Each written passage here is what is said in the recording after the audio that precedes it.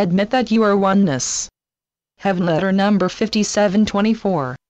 July 27, 2016. What if all of life were a video game?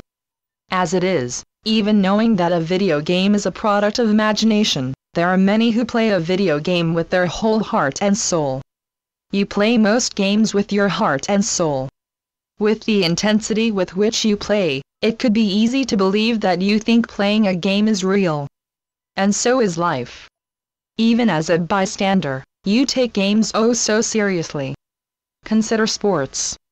Many people who watch baseball and football and hockey and so on take it to heart. The fans cheer or boo to their heart's content. The game sure feels like life and death. And the win or loss of a favorite team is talked about long after. Life on Earth arises from far below the surface. Truth is ongoing, yet you may not pay as much attention to the underlying truth of existence as you do to the recounting of the surface plays. On the surface plane, the game may be well followed and adored. Oh, yes, there can be fun on the surface. Have it. Have the fun. Enjoy it. That's what it is for. In a skating rink, the surface of water frozen into ice holds up skaters very well, until the ice melts.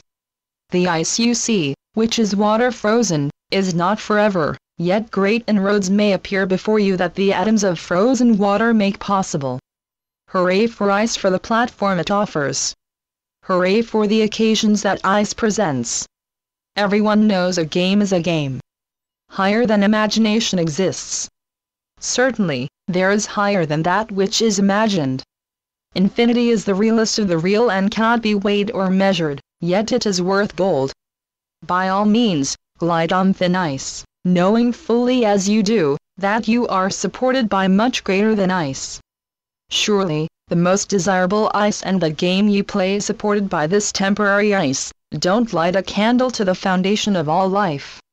Hey ho for enjoying life in the relative world. Hip hip hooray for that which supports the ice you skate on. The unseen, as shy or as invisible as it may be, is the champion. This subtle layer of life you frolic on is so much more powerful than you imagine. You may even really scoff at the underside of existence I refer to. You can't touch it. You can't punch your fist into it. You can't shake it. You tend to think, if I can't see the more subtle and powerful in action, how can I say that it is truly there at all? Let's go at this another way. You can feel pain. You may not know precisely where the pain is coming from. You don't romanticize the pain. You may scream.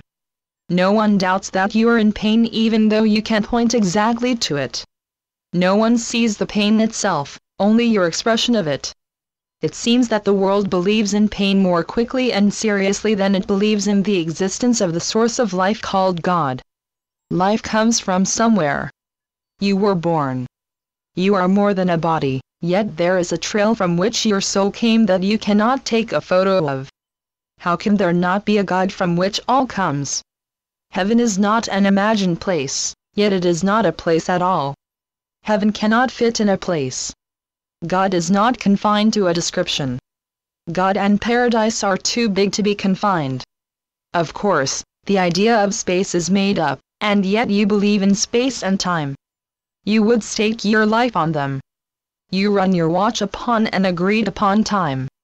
You and I fit into each other's heart, only there is truly one heart in all of existence.